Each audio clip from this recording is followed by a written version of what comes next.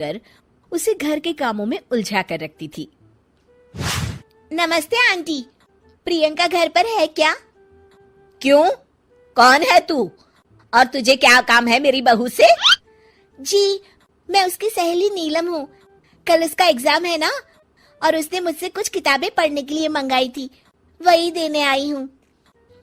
अच्छा, तो तू है नीलम जो सारा दिन फोन पर मेरी बहू के कान भरती रहती है। देख लड़की, अगर आज के बाद तूने मेरी बहू को कुछ उल्टी सीधी पट्टी पढ़ाई तो मुझसे बुरा कोई नहीं होगा। और खबरदार, अगर आज के बाद तूने मेरी बहू को फोन किया या दोबारा इस घर में दिखाई दी। अरे माँ जी, पता नहीं आप किस जमाने की औरत है। मैं तो सिर्फ आपकी बहू की मदद करना चाहती थी, लेकिन क्या करे, बेचारी की फूटी किस्मत है जो उसे आप जैसी सास मिली है। ठीक है, जाती हूँ मैं। हाँ हाँ जा, बड़ी आई मुझे भाषण देने वाली, तेरे जैसी बहुत देखी मैंने। शाम को प्रियंका अपने पति के साथ घर आती है। माँ जी, मेरी सहेली नीलम आई थी क्या? अरे बड़ी बदतमीज है तेरी सहेली, बड़ों से बात करने का जरा भी ढंग नहीं है। उसे तो मैंने डांट के भगा दिया। हे भगवान, अब क्या होगा? कल मेरा एग्जाम है। अरे तेरी इस बेकार की पढ़ाई में क्या रखा है? बड़ी आई डॉक्टर बनने। चुपचाप घर के कामों में ध्यान दे। कल मेरी कुछ सहेली आ रही है, उनकी खातिरदारी में कोई कमी नहीं होनी चाहिए, समझी? जी माँ जी। प्रियंका की सास मुंह फुला के वहां से चली जाती है। प्रियंका का अगला पूरा दिन अपनी सास की सहेलियों की आवभगत और घर के काम में बीत जाता है और प्रियंका एग्जाम नहीं दे पाती। उस रात प्रियंका अपने पति करण को सारी बात बताती है। अब क्या बोलूं, ये माँ भी ना। कोई बात नहीं, अब तुम अपना मूड ठीक कर लो, अगली बार अपनी एग्जाम की तैयारी अच्छे से कर लेना। फिर कुछ दिनों के बाद, अरे कोकिला बहन, तेरी बहू है क्या घर पर? अरे क्या हुआ भारती, तू इस तरह लंगड़ा क्यों रही है? अरे क्या बताऊं कोकिला, सीढ़ियां उतरते वक्त मेरा पैर फिसल गया और मैं नीचे गिर पड़ी। मेरे पैर में बुरी तरह सूजन आ गई है, इसलिए तेरी बहू से दवा पानी कराने आई हूँ। मेरी समझ में नहीं आता, लोग छोटी छोटी बातों को लेकर डॉक्टर के पास क्यों भागते हैं। अरे बस तेरा पैर मुड़ गया है ना, ला अभी खींचकर सीधा कर देती हूँ। ला दिखा तेरा पैर। कोकिला भारती का पैर पकड़कर जोर से खींचती है। मर गई रे, मेरा पैर। अरे क्या हुआ, आराम मिला? अरे कोकिला, एक तो मेरा पैर पहले ही टूटा है, कहीं ऐसा ना हो कि मेरा पैर किसी काम का ना बचे। रहने दे तू, अब मैं चलती हूँ। भारती वहां से चली जाती है। थोड़ी देर के बाद प्रियंका घर आती है। अरे कहाँ मर गई थी सुबह से?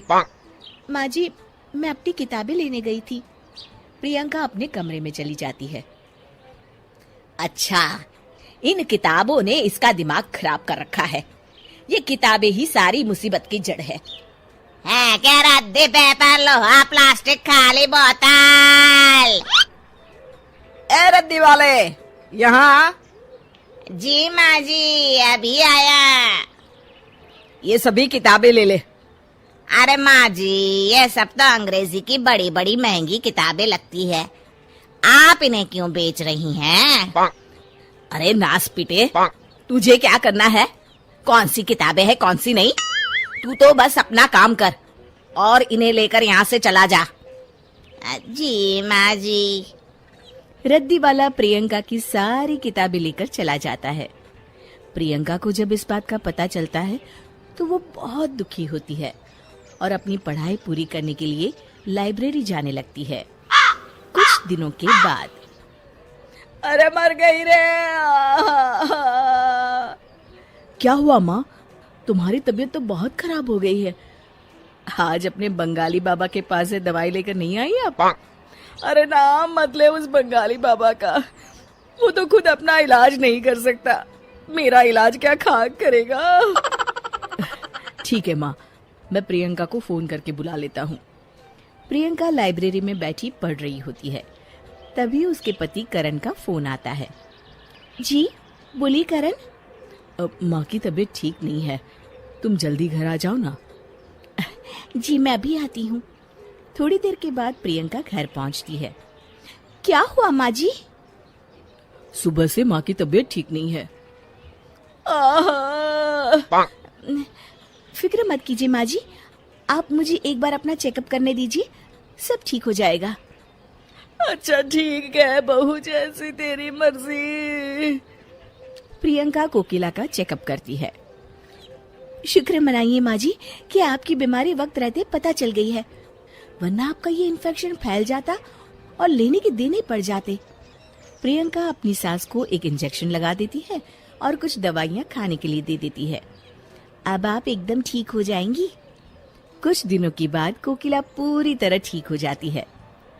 अपनी बहू के साथ किए गए गलत व्यवहार को याद करके कोकिला को बड़ा बुरा लगता है और वो अपनी गलती का पश्चाताप करने के लिए अपनी बहू को उसकी किताबें लाकर देती है।